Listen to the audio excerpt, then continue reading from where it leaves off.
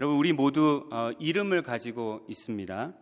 부모가 자녀에게 이름을 지어줄 때 그 이름에는 자녀를 향한 부모의 바람이 담겨 있습니다. 저희 부모님이 저에게 재흥이라는 이름을 지어주셨는데 그 이름에는 저의 인생에 흥함이 있기를 바라는 저희 부모님의 마음이 담겨져 있습니다. 여러분, 성경에 보면 하나님께서 사람의 이름을 지어주신 이야기들이 나옵니다. 정확히 말하면 이름을 바꿔주신 거죠. 우리가 잘 알듯이 하나님께서는 아브람에게 아브라함이라는 이름을 지어주시면서 이렇게 말씀하셨습니다. 이제후로는 내 이름을 아브람이라 하지 아니하고 아브라함이라 하리니 이는 내가 너를 여러 민족의 아버지가 되게 함이니라. 이렇게 말씀하셨습니다. 또한 하나님께서는 아브라함의 손자였던 야곱의 이름도 바꿔주셨습니다. 야복 나루터에서 야곱이 하나님의 사자와 씨름을 한 후에 하나님의 사자가 야곱에게 이렇게 말했습니다. 내 이름을 다시는 야곱이라 부를 것이 아니요 이스라엘이라 부를 것이니 이는 내가 하나님과 및 사람들과 겨루어 이겼음이라.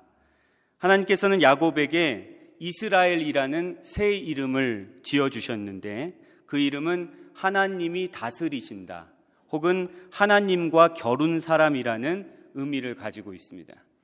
그러니까 부모가 지어준 이름에 자식을 향한 부모의 바람이 담겨 있듯이 하나님께서 지어주신 이름에는 그 사람을 향한 하나님의 계획과 하나님의 뜻이 그리고 하나님의 목적이 담겨져 있는 것입니다.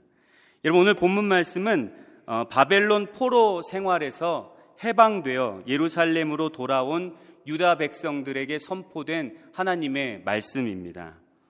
이 바사 제국의 왕이었던 고레스라는 사람이 바벨론을 정복한 후에 주전 538년에 유다 사람들에게 이제 너희의 땅으로 돌아가서 예루살렘과 예루살렘 성전을 재건하라는 그러한 칙령을 내리게 됩니다. 그래서 우리가 잘 아는 구약 성경의 에스라서와 느헤미야서를 보면 유다 백성들이 어떻게 유다 땅으로 귀환하게 되었는지, 또한 그들이 유다 땅 예루살렘으로 돌아와서 어떻게 예루살렘과 예루살렘 성전 재건에 힘썼는지에 대한 말씀이 자세히 나와 있습니다. 여러분, 이들이 그토록 간절히 소원했던 고국 땅 예루살렘으로 돌아왔는데 그들의 삶이 결코 녹록하지가 않았습니다. 그리고 하나님께서 분명히 기뻐하시고 하나님께서 분명히 도와주시리라고 확신했던 예루살렘 성전을 재건하는 공사도 여러 가지 방해와 어려움을 만나서 결국에는 중단하게 되었습니다. 그러니까 그렇게 절망적이고 고단한 삶을 살고 있었던 유다 백성들에게 하나님께서는 선지자를 통해 오늘 본문과 같은 위로와 소망의 말씀을 들려주시는 겁니다. 여러분, 오늘 본문 말씀에 보면 하나님께서는 선지자를 통해 이 예루살렘으로 귀환한 유다 백성들에게 이렇게 말씀하십니다. 여러분, 2절과 3절 말씀에 보시면 이방 나라들이 내 공의를 뭇 왕이 다 내 영광을 볼 것이요 너는 여호와의 입으로 정하실 새 이름으로 일컬음이 될 것이며 너는 또 여호와의 손에 아름다운 관 내 하나님의 손에 왕관이 될 것이라. 아멘. 그러니까 예루살렘으로 귀환해서 하나님의 성전을 재건하기 위해서 열심히 힘쓰고 있지만 모든 것들이 다 좌절되어 절망 가운데 그리고 고단한 삶 가운데 살아가고 있었는데 하나님께서는 이 유다 백성들에게 이방 나라들이 내 공의를 그리고 뭇 왕이 다 내 영광을 보게 될 것이다, 이런 말씀을 해주시는 겁니다. 그리고 또한 너는 여호와의 입으로 정하실 새 이름으로 불려지게 될 것이다. 그리고 너는 여호와 하나님의 손에 아름다운 왕관이 될 것이다. 이러한 말씀을 선지자를 통하여 들려주시는 겁니다. 그리고 이어서 나오는 4절에서 여호와의 입으로 정하실 새 이름에 대해서 말씀하십니다. 여러분, 4절 말씀 다시 한번 보시면 다시는 너를 버림받은 자라 부르지 아니하며 다시는 내 땅을 황무지라 부르지 아니하고 오직 너를 헵시바라 하며 내 땅을 뷸라라 하리니 이는 여호와께서 너를 기뻐하실 것이며 내 땅이 결혼한 것처럼 될 것임이라. 아멘. 그러니까 하나님께서는 이스라엘 백성들, 특별히 이 예루살렘으로 귀환한 유다 백성들에게 너희들이 유다 왕국이 멸망한 후에 너희는 버림받은 자라 불려지지 않았냐? 너희 땅은 황무지가 되지 않았냐? 그런데 이제는 너희 땅이 헵시바가 될 것이고 그리고 너희 땅이 뷸라가 될 것이다. 이렇게 말씀하시는 겁니다. 여러분, 여기서 헵시바는 나의 기쁨이 그에게 있다라는 의미이고 뷸라는 결혼한 여자라는 의미입니다. 그러니까 하나님께서는 이 유다 백성들에게 다시는 너와 내 땅이 버림받은 자라 혹은 황무지라 불려지지 아니하고 내가 헵시바라 불려지며 내 땅이 뷸라라 불려질 것이라고 말씀하고 계시는 겁니다. 여러분, 선지자를 통해 선포된 이 하나님의 말씀은 고단한 삶을 살고 있었던 이 귀한한 유다 백성들에게 위로와 소망이 되는 말씀이었을 것입니다. 근데 여러분, 여기서 한 가지 문제가 있었죠.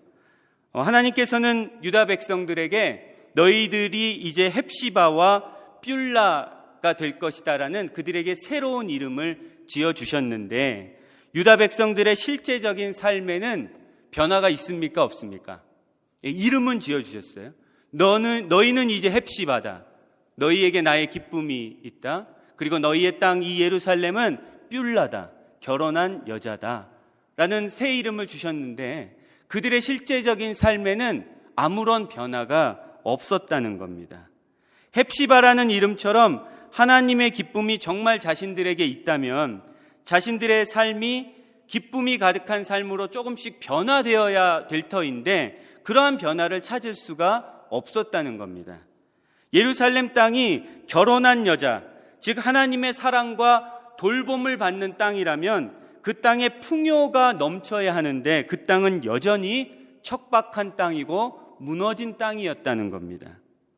하나님이 지어주신 은혜롭고 아름다운 새 이름은 있는데 그 새 이름에 걸맞는 현실은 없었다는 거죠. 그러니까 하나님이 지어주신 이름과 그들이 실제적으로 살아가고 있었던 현실 사이에 괴리가 있었다는 겁니다. 여러분, 이런 문제는 우리들에게도 있습니다.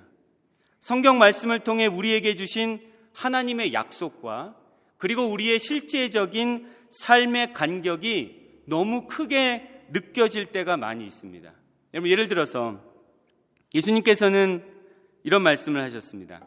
믿는 자에게는 능히 하지 못할 일이 없느니라 라고 말씀해 주셨습니다. 그런데 우리의 삶은 어떻습니까?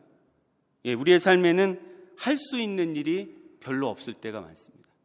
예수님께서는 분명히 믿는 자에게는 능히 하지 못할 일이 없다고 말씀하셨는데 믿는 자들이 모인 우리 교회의 모습은 여전히 연약하고 어떤 큰 변화를 보기가 어렵습니다. 하나님의 약속을 받았지만 삶에 아무런 변화가 일어나지 않을 때 여러분, 우리는 어떻게 해야 합니까? 어떻게 살아가야 합니까? 여러분, 유다 백성들에게 하나님의 위로와 소망의 말씀을 선포하면서 이 말씀을 선포하는 하나님의 선지자가 1절에서 이렇게 말합니다. 여러분, 1절 말씀을 다시 한번 보시면 나는 시온의 의가 빛같이 예루살렘의 구원이 횃불같이 나타나도록 시온을 위하여 잠잠하지 아니하며 예루살렘을 위하여 쉬지 아니할 것인즉 이라고 고백을 하고 있습니다.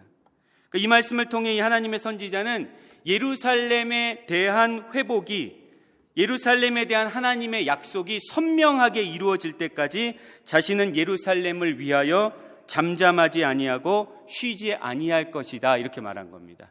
여기서 언급된 시온은 예루살렘의 또 다른 이름이죠. 여러분, 그리고 그뿐만 아니라 6절과 7절에서 이 선지자가 이렇게 말합니다. 여러분, 6절과 7절 말씀을 보시면 예루살렘이여, 내가 너의 성벽 위에 파수꾼을 세우고 그들로 하여금 주야로 계속 잠잠하지 않게 하였느니라. 너희 여호와로 기억하시게 하는 자들아, 너희는 쉬지 말며 또 여호와께서 예루살렘을 세워 세상에서 찬송을 받게 하시기까지 그로 쉬지 못하시게 하라. 그래서 무슨 말씀입니까? 그러니까 오늘 말씀을 선포하는 이 선지자가 자신뿐만 아니라 자신이 예루살렘을 위해서 파수꾼들을 세웠다고 말합니다. 그래서 그 파수꾼들로 하여금 예루살렘을 위하여 주야로 잠잠하지 않게 하였다라고 지금 말하고 있는 겁니다. 여러분, 예루살렘을 위해서 잠잠하지 아니하며 쉬지 아니할 것이다라는 말은 예루살렘을 위해서 끝까지 포기하지 않고 기도하겠다라는 말입니다. 그게 잠잠하지 않고 쉬지 아니할 것이다라는 말의 의미입니다.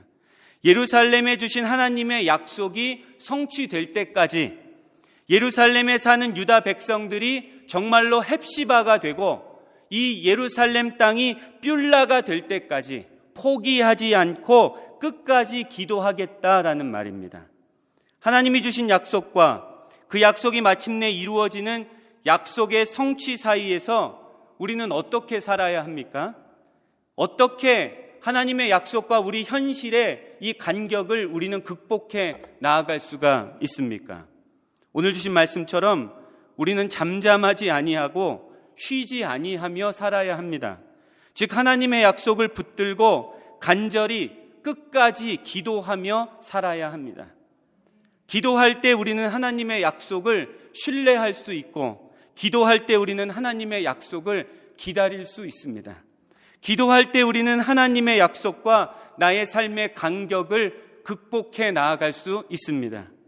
기도는 가장 비현실적인 것처럼 보이지만 가장 현실적이고 가장 실제적인 것입니다. 기도는 가장 무능한 몸짓처럼 보이지만 가장 능력 있는 몸짓입니다. 기도는 땅에 사는 우리가 하늘의 하나님과 만나는 가장 위대한 사건입니다.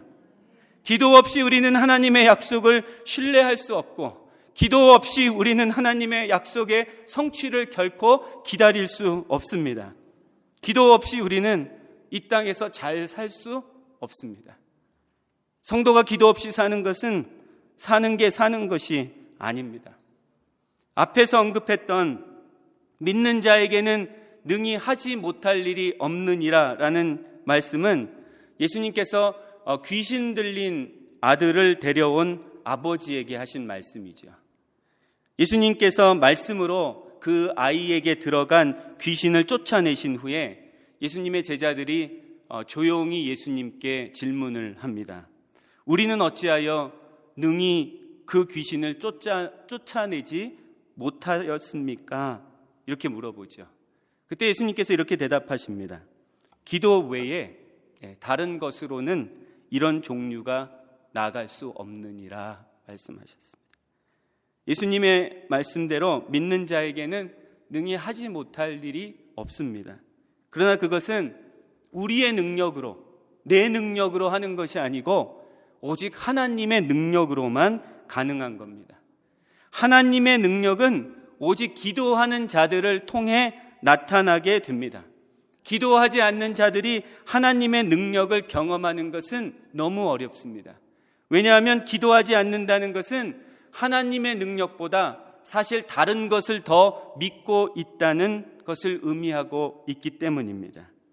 나는 시온의 의가 빛같이 예루살렘의 구원이 횃불같이 나타나도록 시온을 위하여 잠잠하지 아니하며 예루살렘을 위하여 쉬지 아니할 것이라는 이 선지자의 고백과 같이 여러분, 이 땅에 하나님의 나라가 이루어지기를 위해서 우리가 속한 주님의 몸된 교회가 교회답게 온전히 세워지기를 위해서 잠잠하지 아니하고 쉬지 아니하는 저와 여러분들이 되시기를 간절히 소망합니다. 우리들이 하나님의 약속을 붙들며 주야로 간절하게 포기하지 않고 끝까지 기도하는 기도의 파수꾼들이 되기를 소망합니다. 기도를 통해 하나님의 약속의 성취에 동참하고 또 기도를 통해 살아계신 하나님과 만나며 고단한 삶 가운데서 하나님이 주신 약속을 붙들고 믿음과 소망 가운데 온전히 살아갈 수 있는 저와 여러분들이 되시기를 주님의 이름으로 간절히 축원합니다.